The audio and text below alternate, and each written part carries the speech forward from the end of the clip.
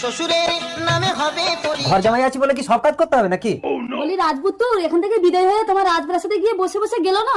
ওমা দুটো হাত থাকতে থাকতে ঘর জামাইয়ের সাথে মুখে এত কথা কিসে? শালা বেশি কথা বললে ঘর জামাইয়ের গাল ফাটিয়ে দেবে মেরে। আয় মা ডিম আমলেট আর বিস্কুট দিয়ে চাটা খেয়ে নে, তুই তো বেরোবি। আরে আরে আরে, কি করছো? ওঠো ওঠো, ওই তো তোমার চা নিচে। ডান্ডি ভাঙা কাপে, তাও আবার শুধু চা জামাইয়ের জন্য।